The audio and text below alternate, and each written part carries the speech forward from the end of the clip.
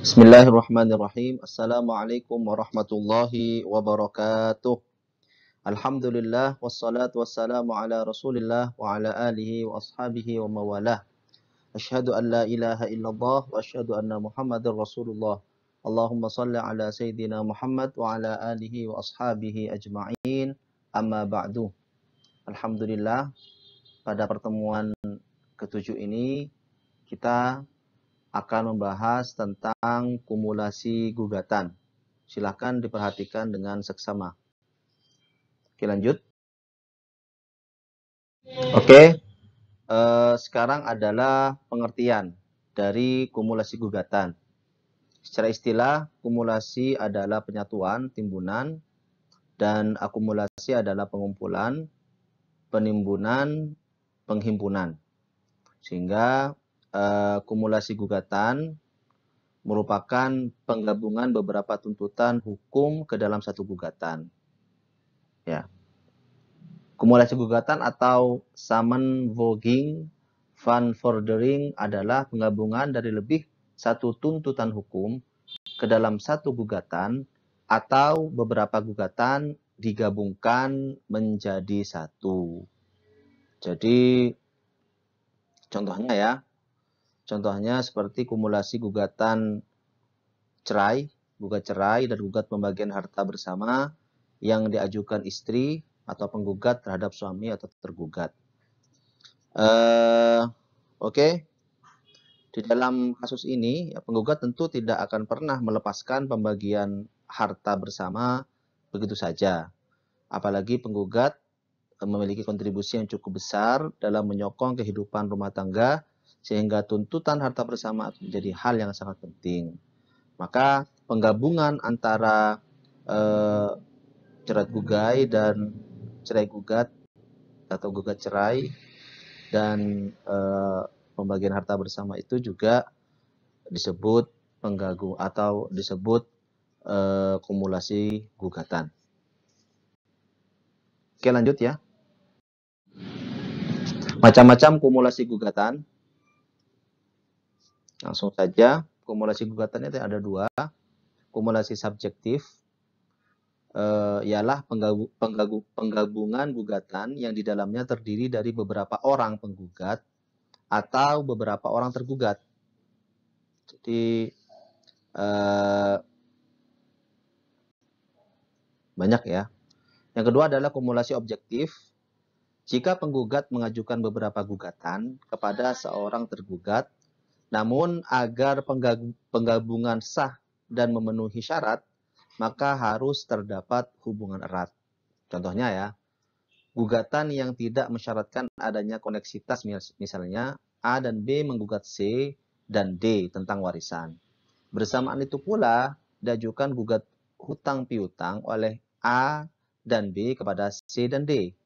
Dalam perkara ini tidak ada koneksitas antara perkara warisan dengan perkara utang piutang. Sehingga yang terpenting dalam perkara tersebut adalah pada penggugat dan tergugat orangnya sama dengan tidak disyaratkan adanya hubungan hukum antara gugatan-gugatan yang digabung.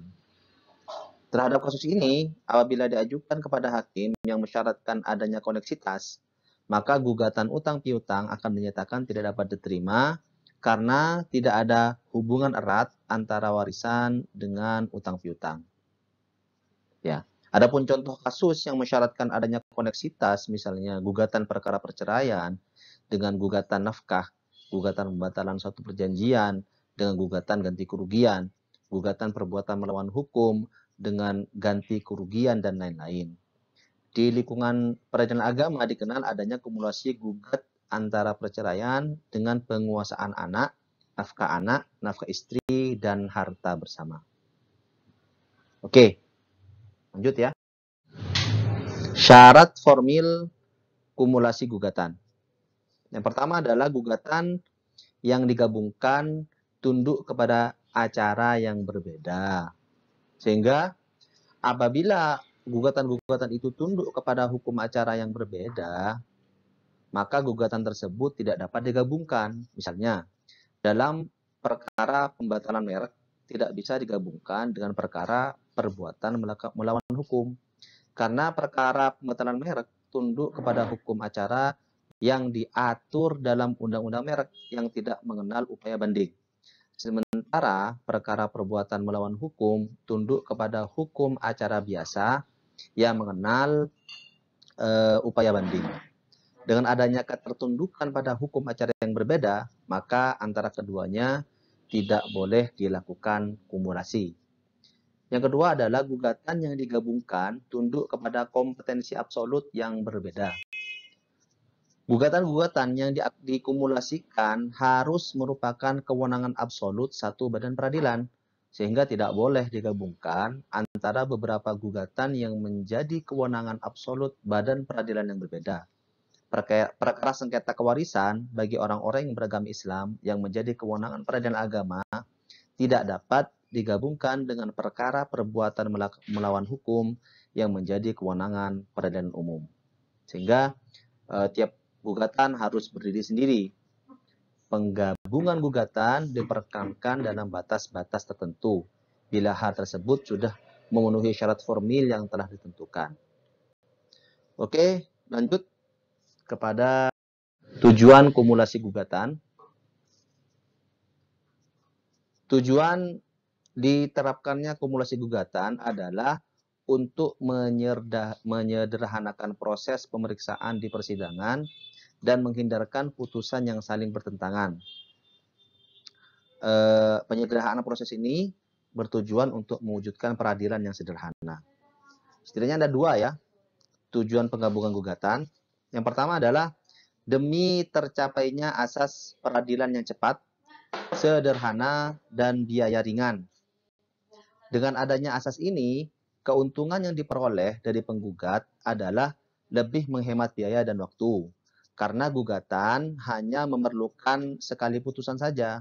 Sebagai contoh, gugatan penggarapan atau penguasaan tanah yang dilakukan 20 orang dengan sistem penggabungan tercipta pelaksanaan penyelesaian yang bersifat sederhana, cepat, dan biaya murah dengan cara menggabungkan gugatan dengan jalan menggabungkan gugatan dan tuntutan kepada masing-masing tergugat dalam satu gugatan dan diperiksa dalam satu proses yang sama. Yang kedua adalah menghindari putusan yang saling bertentangan. Apabila dari tuntutan-tuntutan yang diajukan oleh penggugat adalah sama terhadap beberapa tergugat, maka yang terjadi akan lahir beberapa putusan terhadap beberapa tergugat tersebut.